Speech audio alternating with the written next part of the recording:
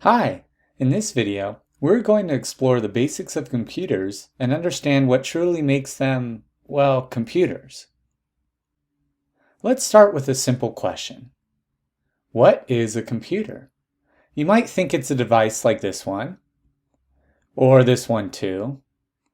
But what about this one, or something like these, or an appliance like this? All of a sudden, it's not so clear what is a computer and what is not. So let's define a computer based on the three basic abilities it has to be able to perform.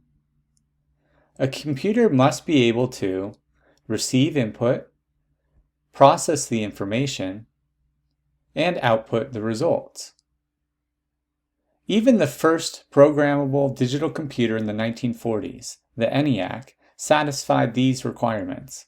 It received input manually with punch cards and switches. It then processed this data by performing electronic calculations using its thousands of vacuum tubes, and finally, it produced output results through various display mechanisms and printers. And while modern computers look much different than the early creations, and can perform much more than mathematical calculations, they still satisfy the same three basic requirements. Let's take a quick look at each of these. A computer can receive input in a variety of ways. It's how we get to interact with computers. It includes everything from a computer mouse and a keyboard to our pulse measured by a smartwatch.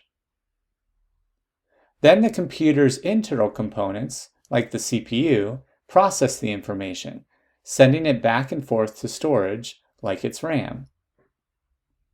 And finally, the data is ready to be outputted, which can be as simple as a computer monitor or phone screen, or a printer, or even speakers, depending on the purpose of the computer.